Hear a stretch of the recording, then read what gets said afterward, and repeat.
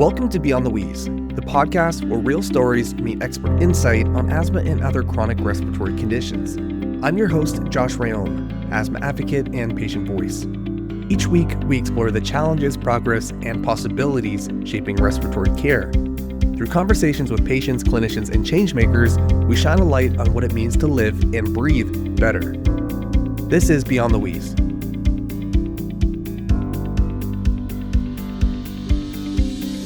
Today, I'm joined by Jeremy Saunders. Jeremy is a Canadian actor, podcaster, and public speaker based in Halifax, Nova Scotia. He's a two-time Gemini and Canadian Screen Award-winning host for the children's series Artzuka.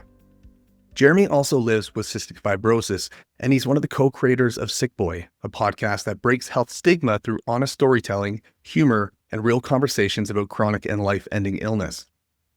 In 2020, Jeremy and the Sick Boy team were awarded the Meritorious Service Medal for creating Sick Boy and sparking frank discussion about living with chronic or life-ending illnesses. He also hosts Breathless, a podcast created with Cystic Fibrosis Canada that explores CF, scientific breakthroughs, and what it means to plan a future you didn't think you'd live to see. A quick note before we begin.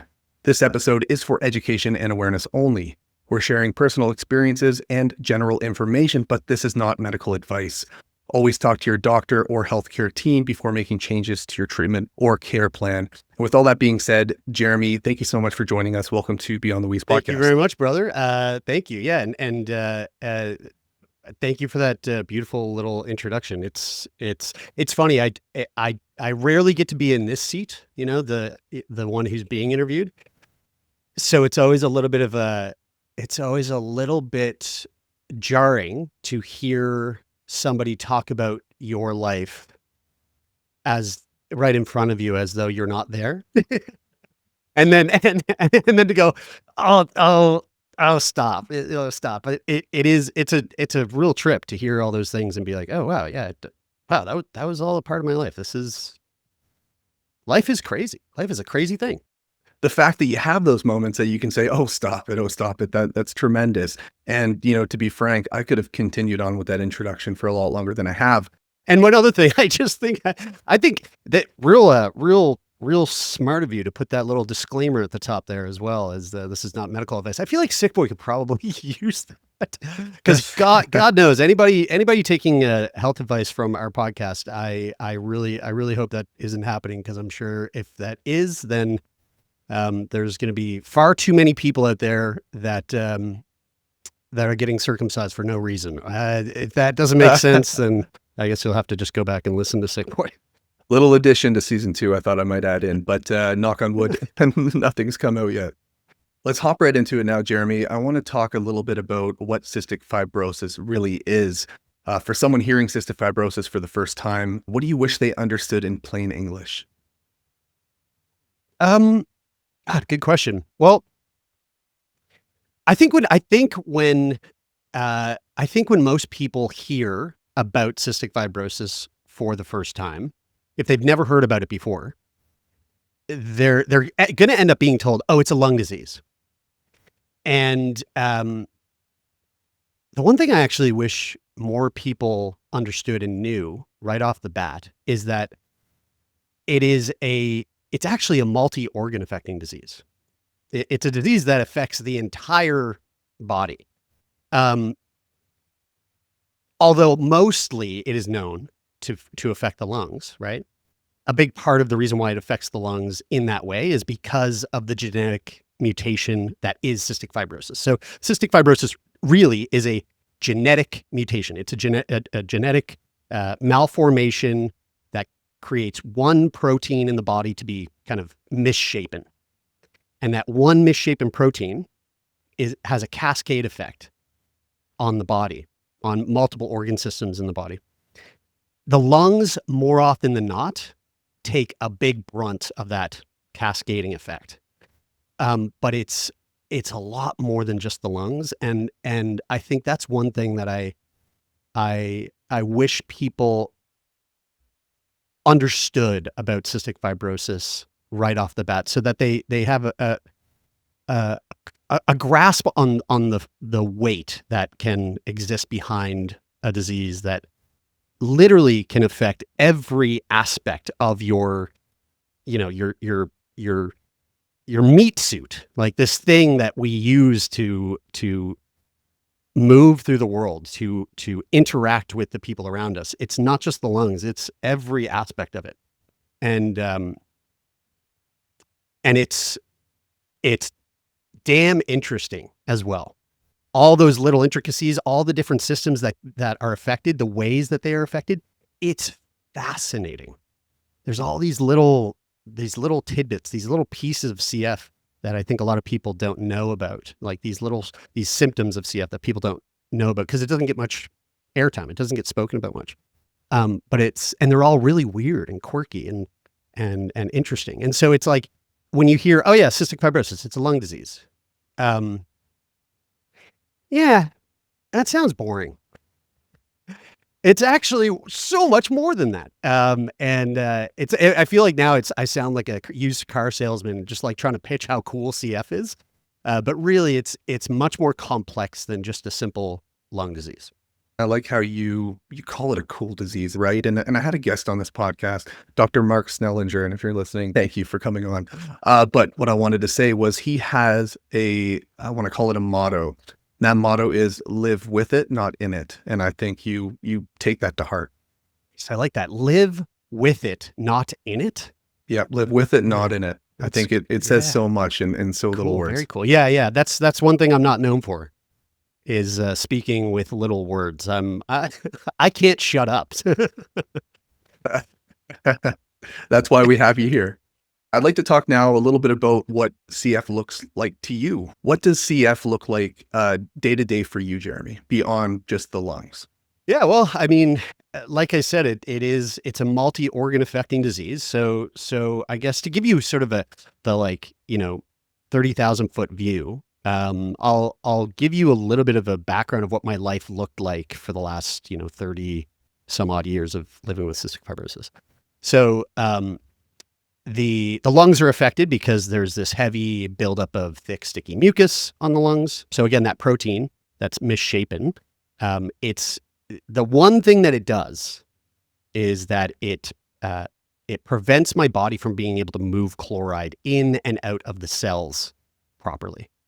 And so with this lack of salt or chloride being able to move in and out of the cells, it prevents water from freely being able to move in and out of the cells as well. And so without that sort of like flushing system, there's a buildup of thick, sticky mucus throughout the entire body. So when we look at the lungs, that thick, sticky mucus is building up within the small airways of the lungs. And so that leads to like a restriction or a tightening of the lungs. It leads to this persistent, consistent, everyday, all day cough, because you're trying to just clear out that fluid, that mucus. So lung function, lower lung function, an inability to use your lungs to the full capacity is a common everyday trope with CF. Another thing is that because of that thick mucus, my pancreas is affected in a really major way, in that my pancreas doesn't produce the enzyme required to digest food. So whenever I eat food, I can't actually break it down into the nutrients that I need it to be. I can't break down the fats. I can't absorb the minerals, the vitamins. So to combat that, I need to take daily oral enzymes. It's called PERT, PERT, enzyme, pancreatic enzyme replacement therapy. Boom.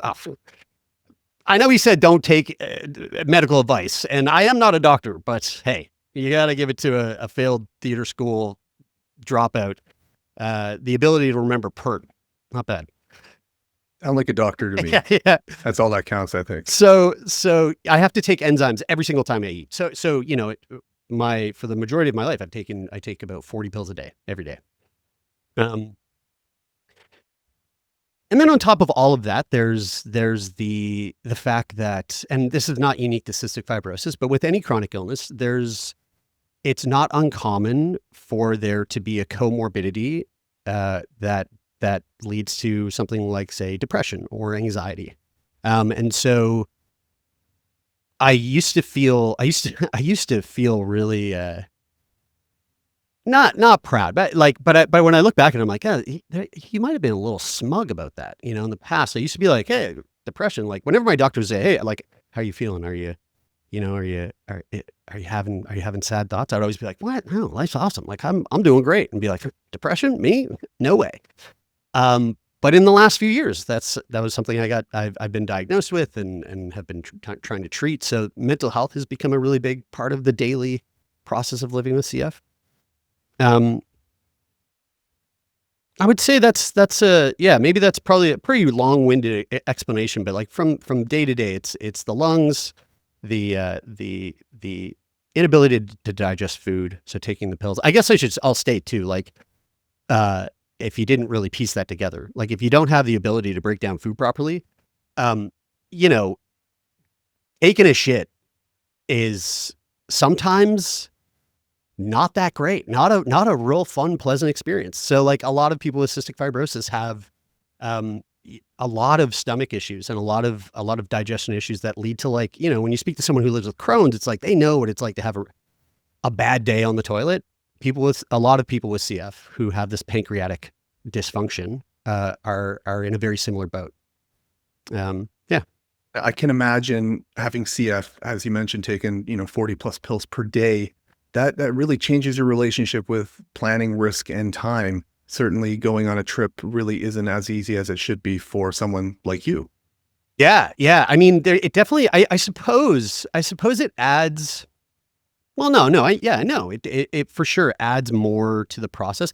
But you know what? I actually, it's one thing that I've traveled quite a bit. I've been very fortunate to be able to travel around the world. I've gone to places that, like, a lot of people don't have the opportunity to go visit or go see. And I was working on a documentary a number of years ago, back in like 2015 or 2017, somewhere around there, and I got to go to Kazakhstan, Baikonur, Kazakhstan, which is just like, it's actually Russian territory in the middle, smack dab middle of Kazakhstan. And for the longest time, it was the only place in the world where we were launching astronauts to the International Space Station. So cosmonauts, Canadian astronauts, US astronauts, they would all congregate in Moscow at Star City. And then when they were ready to go up to the ISS on a Soyuz rocket, they would fly down to Kazakhstan into this Russian territory called Baikonur, and they would launch from there. So I've gotten to go to Kazakhstan, and I went to Russia, and I've gone to Brazil, and I've gone to all these places. And a lot of these places that I've gone to, they are quite remote, and they're, like, not easy to access. And there's been a couple of incidences where let's say, miscalculated the amount of medication that I needed on that particular trip.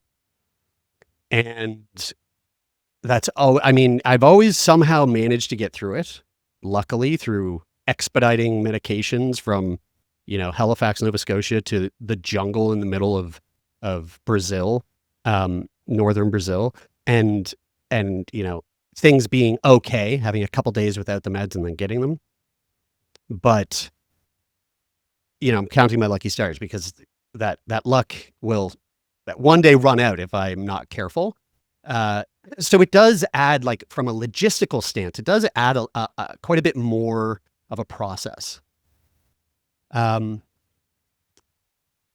to be honest with you, that's one of the things I kind of find exciting. It adds a little bit of, I don't think it's a bad stress. It adds like it adds like an element of, like, when you're reading like a really good, like, spy thriller, or like watching like Jason Bourne, like a Bourne movie, you're kind of like on the edge of your seat being like, holy shit, are they gonna make it? Like, and it's exciting. It's kind of fun. There's a little bit, there's like an inch of that. And I think that might be something that I've I don't know, maybe it's like a coping mechanism that I've tried to implement on those experiences so that it makes it a little less Scary. yeah, scary or stressful in a way that's like, I don't like this, you know? I'm a huge horror movie fan. So if there's a movie, if I go to a movie theater and I see a scary movie and it literally scares the pants off me, like I'm actually terrified. Oh, there's nothing better. There's nothing I love it. I love it. It's so rare to get that opportunity to be like truly scared because I've built up this tolerance. But there's like it's like it makes me feel alive. And I think there is a little bit of that, like when things are a little tense, in say a travel situation where it's like, oh, like we're on the clock here. I got to somehow get these meds. I have to frame it in a way where it goes, okay, make this exciting instead. Because like right now things are okay. Don't make it scary until the stakes are really high, because life's too short to just allow everything that is stressful to be scary. So, you know, I have to give myself those little sort of like reminders of like, hey, this is the spice of life. Like, lean into this. This is okay. You know, you're okay right now. You still have your limbs and your eyes, and you know, you're still in this body. You're still communicating. It might get really intense and probably really bad if, you know, XYZ happens, but they haven't happened right now. So ride the Jason Bourne train. You know, as long as you can. That's a great way to look at it, and a great segue actually into the next part. And I want to talk about your expiry date mindset. I'm sure the listeners have already had a good piece of that, but your TEDx talk is literally called Embracing Your Expiry Date. What does that phrase mean to you in real life, not just on the stage? Yeah, you know, I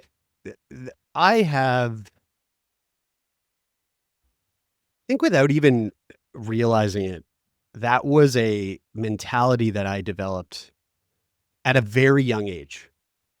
I don't think I started to cognizantly like see it until I was maybe in my early 20s. But when I think back to my childhood, when I think back to like early days in high school, I think I was like fully living that modality of life, of just going, hey, clock's ticking. You don't have much time. So you better make this worth it. You better make every second, every moment you have worth every moment that it is. You better squeeze out every last bit of life that you can, because statistically speaking, you don't have that much time left compared to everyone else. And so when I think back to when I was younger, it was like there was this sense of almost like every decision that I made was less about, is this a good or a bad decision in like for my future? Because I wasn't really thinking that I had a future. And instead I was going, is this a decision that will make for a good story?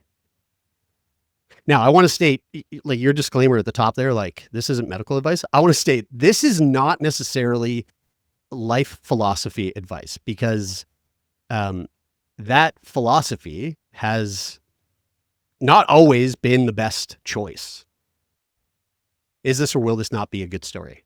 That's led to some potentially poor experiences, you know, in retrospect.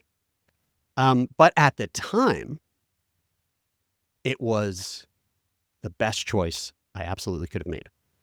Now, I don't have any regrets of making any of the choices that I've made throughout my life. But again, every choice that I did make was backed by this idea of, will it make for a good story? Because really that's why I feel like I'm here, is just to experience everything that I can experience for myself, but then also so I can relay it to the people that I love. And maybe, you know, one day I'm going to be dead and there's going to be a group of people sitting around a campfire, and one of them is going to bring up, you guys remember that time that Jeremie just like out of the blue decided to drop everything and just go on a 3-month whitewater kayaking expedition with zero plans for like what he was going to do when he got there and what he was going to do after, and had no experience whitewater kayaking, and everybody going, that's crazy. Like that's behind every decision that I made, like up until my, late 30s. And it reminds me now that I'm older, and I've actually gone far beyond past my expiry date, because statistically speaking, the idea was that the average life expectancy of someone living with cystic fibrosis was like 30 years of age. When I was 10 years old, that was the current literature, and kind of stayed that way for the next like 5 or 10 years, and slowly the numbers started to go up. Well, now there's a new medication called Trikafta, and I'm 38. I turned 38 a couple weeks ago. I'm way beyond what I expected to be. I thought I was going to be dead at 30. When I turned 30, I was like, whoa, bonus time. This is crazy. Like everything from here on out is just, is like the lottery. It's the bonus scene at the end of the credits. It's like it's not going to be long, but it's going to be pretty cool. And now 8 years later, I'm like, oh my God. Oh God. Oh, this encore is really long. Like it's time to go home. Like the kids are in bed. But the one thing that I constantly come back to when I think about this idea of like really embracing your mortality and embracing the idea that the end is coming. It is there. It's the one thing we all share in common. Like we're all going to die. Is this, it reminds me of this woman named Bronnie Ware, who wrote this book called The Top 5 Regrets of the Dying. And she was a palliative care nurse. And she was caring for people at the end of their lives. And she would record their biggest regrets as she sat by their bedside and, spoke with them. And she was putting all this down in a blog, and the blog, kind of blew up, and she ended up writing this, turning the blog into a book, and it turned into like a international bestseller called The Top 5 Regrets of the Dying. And there are 5 regrets that she saw the most out of these people that were, in their last weeks of life. One was, I wish I had the courage to live a life true to myself and not the life others expected of me. I wish I hadn't worked so hard. That's another really good one. I wish I had the courage to express my feelings. I wish I stayed in touch with my friends. And then the final one was, I wish I had let myself be happier. And the interesting thing about all of those regrets is that none of them are about taking too many risks. All of them are about not taking enough risks. And so this philosophy of embrace your mortality really harkens back to those regrets. Take risks. Make bad decisions. Do things that seem completely outlandish to the people around you, if you think it's something that is going to bring you deep, deep, unadulterated, hardcore joy. Because, like, again, the clock is ticking. We don't know.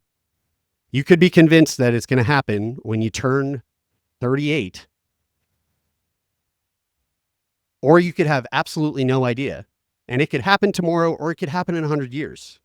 It's completely up to whatever, the universe, God, chance, who knows, whatever you believe in, right?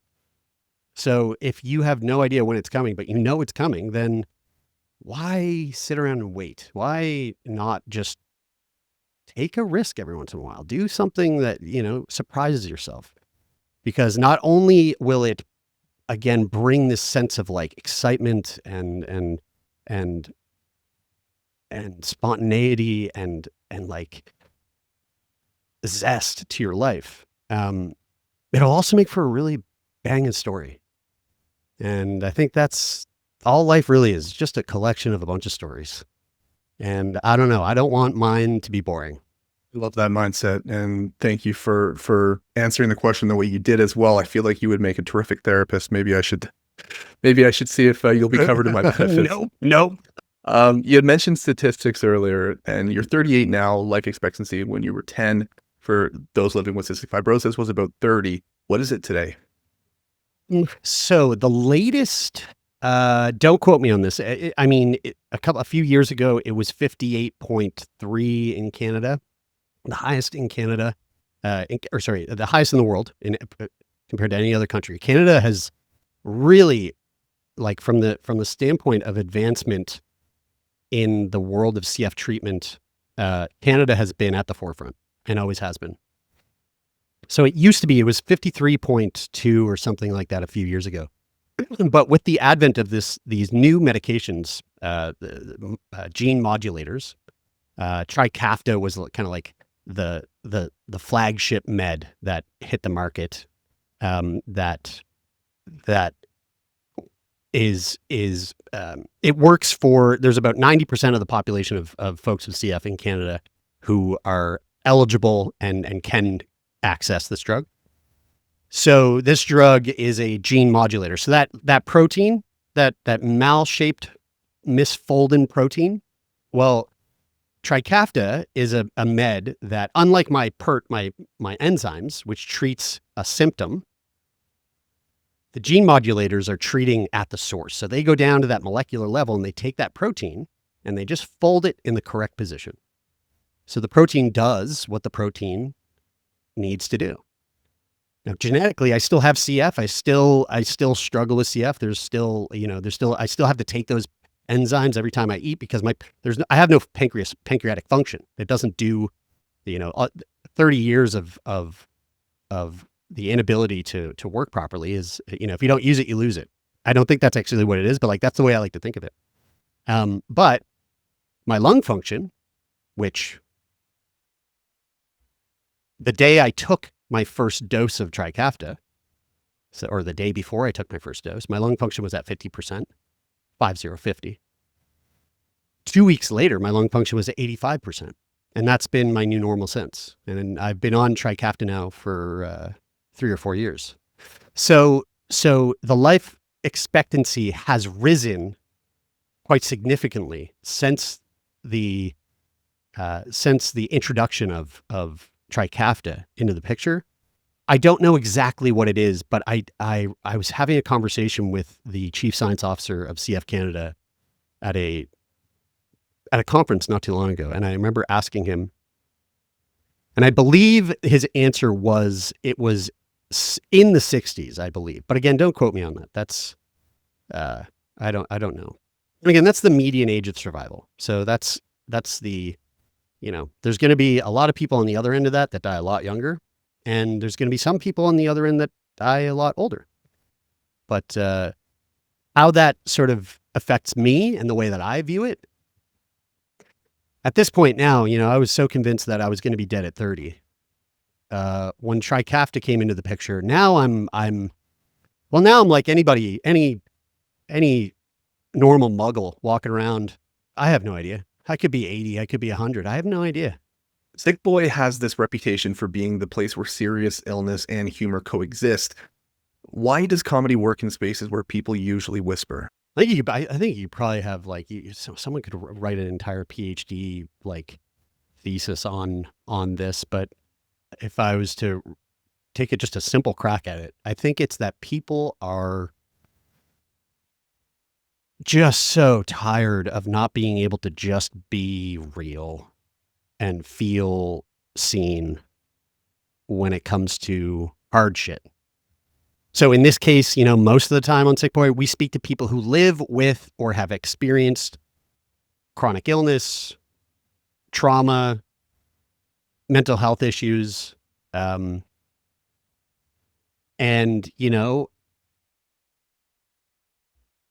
I'm sure if anybody listening to this right now is someone who in their life received out of the blue a cancer diagnosis, and they had to fight their fucking hardest to get on the other side of that cancer and be quote unquote cancer free, that in those first couple of years of that experience, there was a lot of times where having a conversation with somebody in their life, maybe someone they knew very, very well, someone very close to them, just felt a bit weird, a bit like that person that they always felt so comfortable around. All of a sudden, that person that they're speaking to is like maybe not so comfortable because they're tiptoeing around. They're walking on eggshells. They don't want to say the wrong thing. They don't want to like make it worse. They kind of remove themselves a little bit because, you know, if they're completely, fully, wholly present, maybe the person not in the shoes of the cancer will do something that makes them feel guilty or makes the other person feel shitty or, you know, yada, yada, whatever. So mentally they go, I'm just going to like go arm's reach here because I don't want to cross a line. And when that person with cancer has a conversation with someone who gets it and somebody who's not afraid to make the wrong step or say the wrong thing, there's this like, this feeling of, oh, thank God. Like, I just want to feel a semblance of normalcy here. And everybody around me is talking to me like I'm some alien all of a sudden. And yet you're just here talking to me like I'm a human. And I think that's the thing. Like, you know, we talk about really hard shit, but we also talk about it in a way where we're cracking jokes and, you know, it's not the end of the world and it's not so serious. And sometimes it's super serious. Sometimes it's really sad. Sometimes it's really hard. That's the thing about Sick Boy is that, yes, there is a lot of laughter. And yes, like the sort of tagline is like, you know, the only place where dick jokes and terminal illness peacefully coexist. But it's really common on the show for one of the three of us hosts to like start to cry or the guests to be like really somber. And that's okay too. It doesn't always have to be funny. It just has to be real. It just has to be authentic and honest and unapologetically authentic, you know? And I think that's the thing that people crave. People who are in a position of just needing to speak about the hard stuff that they've been through. Like that's what they crave.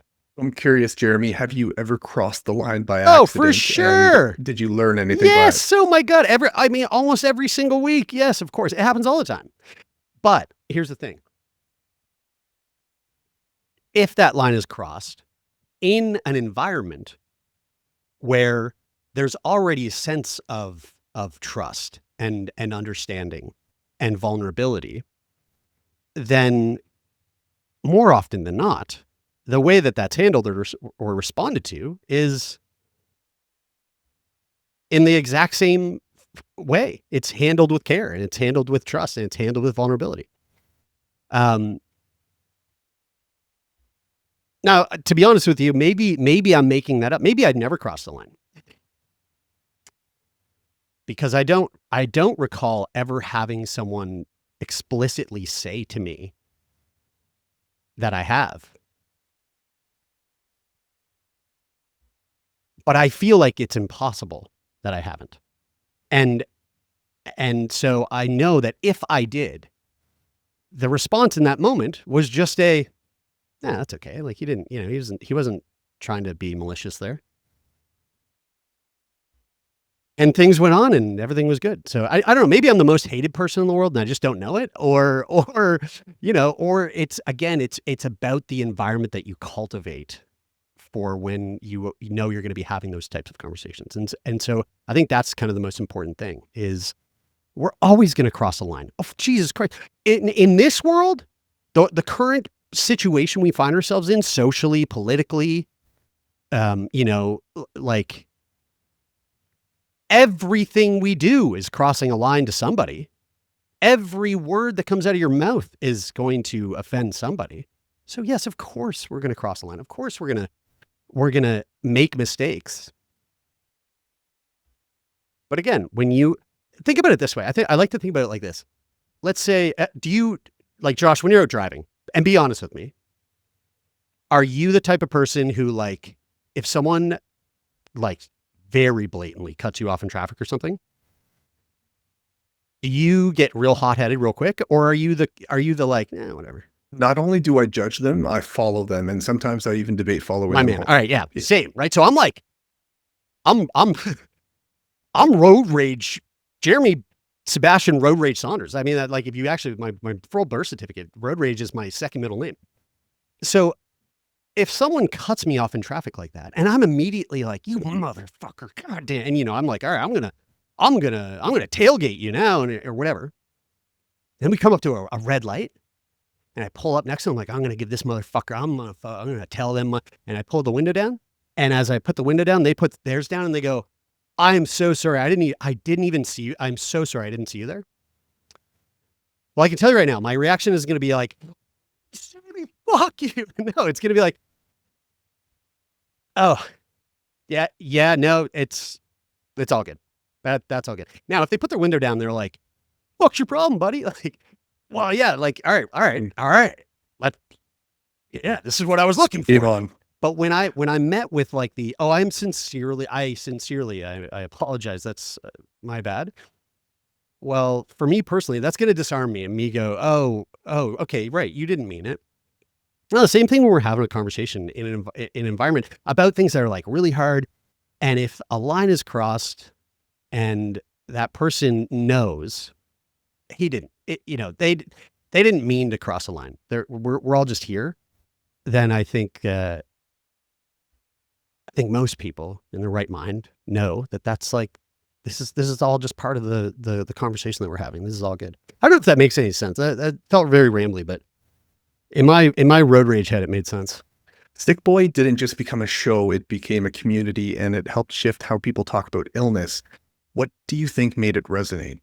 This might sound like a weird answer, but you also have to think about the time frame and time period of which Sick Boy came out. So this was 10 years ago. And 10 years ago, like, podcasts were just becoming a sort of like household name. And I mean, just like Serial had just recently come out. Like, podcasts aren't what they are today. So 10 years ago, when we were having these conversations, we are three, at this time, dudes, like bros in their early to mid 20s.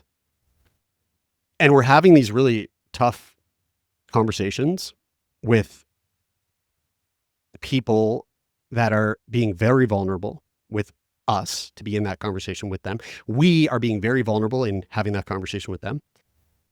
And I think early days, what made it resonate was, whoa, like, what? That's not something we see very often. Young men being extraordinarily vulnerable and having raw, authentic conversations. And so I think that was one of the things that played a really big part in the success of the show. Because if we look at our metrics, a little like kind of podcast behind the curtain kind of thing here, a very high percentage, like 75 to 80% of our listenership is female. I always thought that was the weirdest thing.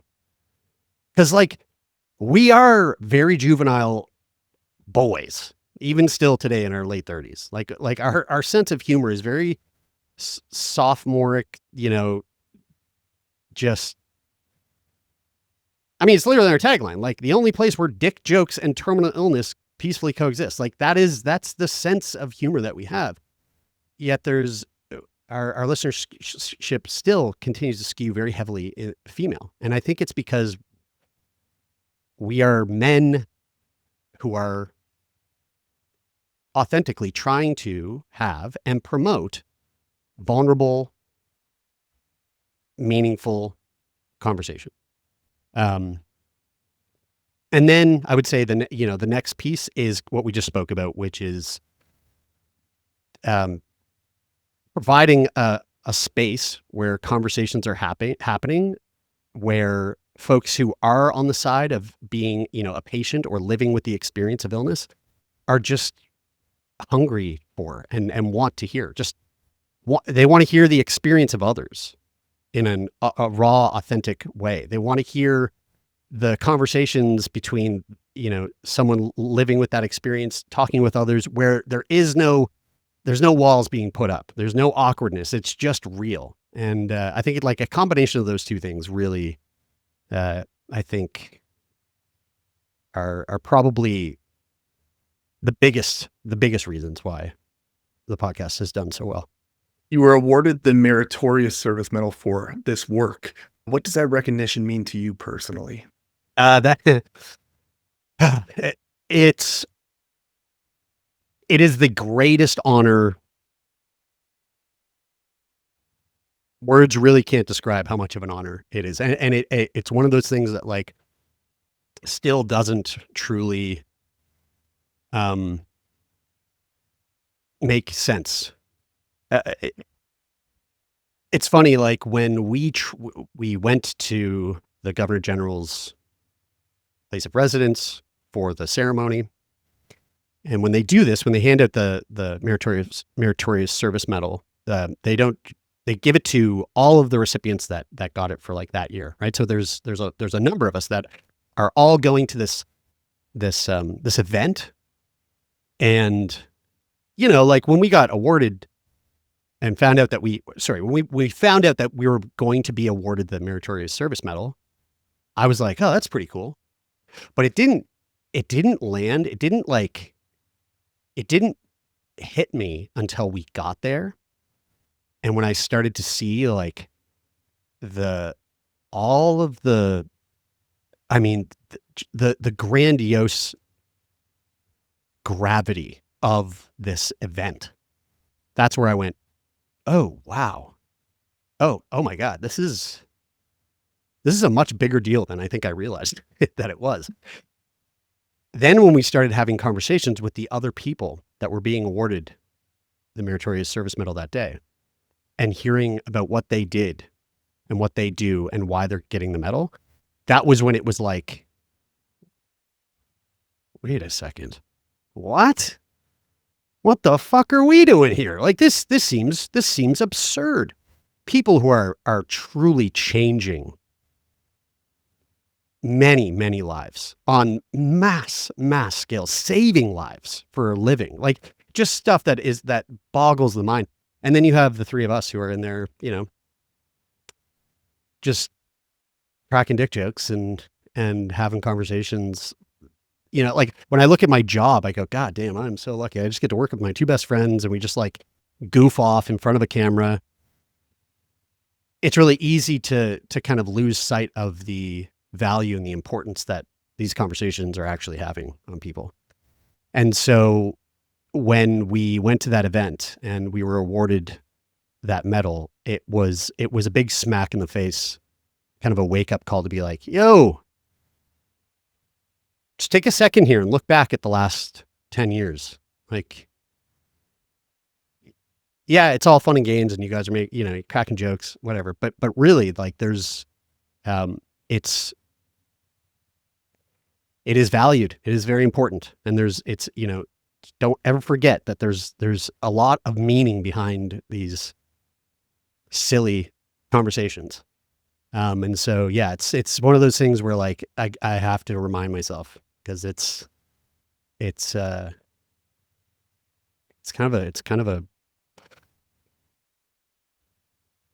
massive honor and a massive privilege to be able to say that we were awarded a medal like that. You host Breathless with Cystic Fibrosis Canada, and it deals with life, death, breakthroughs, and resilience. What did you want Breathless to do that people just weren't getting elsewhere? Well, I think the biggest thing that I wanted to do with Breathless was to make people care about CF. When Trikafta came out, it was such an incredible game changer for me and a lot of Canadians that have CF, which like on paper is like, oh, well, that's amazing. There's no downside to this. And it's actually a lot more complicated than that, because you have this huge transformational medication that becomes available to people with CF. And that is an incredible thing. And at the exact same time, it is a bit of an optics problem, because to some people, it looks like, hey, the work is done. We figured it out. CF, we can put that on the back burner. Now let's move on to the next thing, because, yeah, it's not a cure, but it's the next best thing.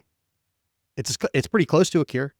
But again, here's the thing. It's not a cure. And the fight is not over. And a big piece of that is the fact that 90% of people with CF are able to take Trikafta. There's 10% of people who aren't. Imagine being one of those 10%. Imagine being a 20-year-old woman living in Saskatchewan who all of her peers that have CF are able to take this drug, having incredible results. All of a sudden, they're able to do things they've never been able to do, planning for futures they'd never thought they were going to have. And you're sitting at home and your lung function is just about to dip beyond below 45%. And you now have to sign up for a lung transplant. And who knows if you're going to live to see your 21st birthday. That must feel like absolute shit. While everybody else is out here celebrating this big win, you're just at home slowly dying. So with Breathless, I wanted, I really wanted people to care. I wanted people to know, yes, this is awesome, but guys, this is not the time to rest on our laurels. Researchers, this is not the time to think that the work is done. There is still work that needs to be done. Trikafta is no guarantee that it's going to keep me alive. I could wake up tomorrow and all of a sudden, for some reason, again, this is a novel drug. I could wake up tomorrow and all of a sudden just start having a fairly negative reaction to the drug and have to come off it. So there's still so much work to be done. And so I wanted, not only for the people who can make the decisions, like researchers and the politicians, the people in legislature. I also want the guy whose job it is to hold the stop sign at the construction site, to listen to this and be compelled, even though he has no idea what CF is, doesn't know anyone with CF, but to hear these stories and be compelled to care. I wanted Breathless to be that, a thing that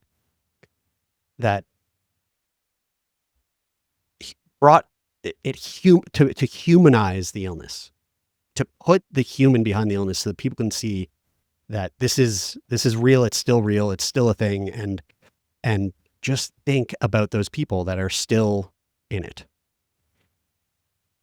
Care, continue to care, because we need you, And what's the hardest part about living in a time where outcomes are improving, but uncertainty still exists? Well, uncertainty is always going to exist, right? That's the thing. I hope. God, how awful would that be if all of a sudden we are living in a time where there was no such thing as uncertainty? Pretty boring. It'd be pretty boring. I always want a little bit of uncertainty, Again, it's the thing that's exciting. We're in the middle of putting together season 2 of Breathless. And I was having a conversation with a researcher who's working on the next advancement in genetic treatments, treatments for genetic illnesses and genetic conditions. So he's not specifically working on CF medications, right? But he's working on medications that will help people who have genetic illnesses. And hearing him talk about the work that he does, hearing him talk about what he thinks the next 10 to 15 years is going to look like. Oh man, there's no certainty that what he's talking about is going to happen, right? That they're going to achieve these milestones. But if he does, whoa, we're going to be living we're already in it. We're living in the future. If the stuff he's doing comes to fruition, we're going to be living in such a unbelievably fascinating time. And that's exciting to me. So like, for me, it's just about looking at that uncertainty and really trying to hone in on the things that make it exciting. Because what the fuck is the point at looking at the uncertainty and focusing on the things that are scary and awful? And I mean, at that point, you might as well become a prepper and lock yourself in your home and stock up on food rations and ammo, because World War III is right around the corner. Well, yeah, maybe. But also, so are flying cars. You know what I mean? Like, there's always going to be uncertainty on the positive and the negative. So if you do not have control over what that uncertainty can or cannot be, the one thing you do have control over is to choose what you want to focus on. If you're looking ahead, if you're looking at the future, focus on the parts of the uncertainty that make you feel good. And for me, it's man, we've come this far with CF treatments. I'm 38. Never thought that would be a possibility. God, 15 years from now, what's that going to look like? That's exciting. Instead of, 15 years, maybe I guess I'm probably going to be dead. Might as well start prepping for that now and just lay down and take a nap. I don't know, Focus on the part of uncertainty that makes you feel good. I like that. I'd like to move on now to the part people don't say out loud: fear, mental health, and meaning. You've spoken publicly about mortality, and you're also open about exploring big questions. When fear shows up, what actually helps? Well, I guess one of the big things that I've kind of taken away from doing the podcast, Sick Boy, is just the importance of being able to talk about the things that are causing or creating that sense of fear. We I think about like my dad, and like my dad's my dad's from like small town Newfoundland, right? My dad's dad, small town Newfoundland, like worked in a mine. And when I think about like rural Newfoundland in the 1960s, people aren't talking about their feelings. Men aren't talking about their feelings. They're not talking. They don't talk about the things that are scary. They don't talk about the things that they feel ashamed about. There's no talking it out. That's just it's gonna lead to like stomach ulcers, for God's sakes, right? So the things that are scary, when there's fear bubbling up for whatever reason it might be, talk about it to somebody else. Don't talk. I mean, maybe it helps to talk about it out loud by yourself in your room. But I'll tell you, it's hell of a lot more interesting and more beneficial to talk about it with somebody else. I don't like to push therapy because like, I don't think therapy is for everyone, and B, it's also not, like, depending on your situation, it's not the most, there's a lot of barriers. It's not the most accessible thing. But if you have the ability to talk to a therapist, even if you think like, well, I don't have a need for a therapist. Have you ever tried? Super useful, super valuable. Okay, can't afford a therapist. That's fine. What about your best friend who is not going to judge you, and who is like on your side, and who is willing to just like listen, just to take an ear beating? Talk to them. What about a complete fucking stranger and just talking to them? Doesn't even have to be about the thing that, that is causing you fear, but just to have connection, vocalizing connection with another human. I think that is like the most, especially in a time where we have this false sense of connection that's all tied to this thing, a phone for the folks just listening. This is, the longer I'm around, the more and more I truly do think that as much as technology and a cell phone has brought us like just incredible ways to be able to stay informed and connected, I think it's a double-edged sword, and there's just as much credence to how much these things are completely tearing us apart. So yeah, converse, talk to people you trust, talk to people you love, talk to people who have the complete polar opposite opinions that you do, and have a genuine conversation with them too. I think honestly, I think that is the thing that is becoming less and less common. And it's like we're almost reverting back to this era that like my father and my grandfather came from. Yeah. So I'd like to move on now to plugs. Jeremy, is there anything that you would like to plug to our listeners? Well, Breathless season 2 is right around the corner. I think we're aiming for a release in the spring. So keep your eyes open for that. Sick Boy is, we record the podcast. It's a weekly podcast. It's on CBC, on the CBC podcast network. You can find it anywhere, YouTube, Apple Podcasts, Spotify. Come on over, check it out. At Sick Boy Podcast on Instagram, at Jeremy Saunders on Instagram. You can Google me and find me. But in terms of things coming up, I would say Breathless season 2, really excited for that. And maybe, keep your eyes peeled for, I don't know when this is coming out, but keep your eyes peeled for something that I'm not technically supposed to talk about. I probably shouldn't even do this. Whatever.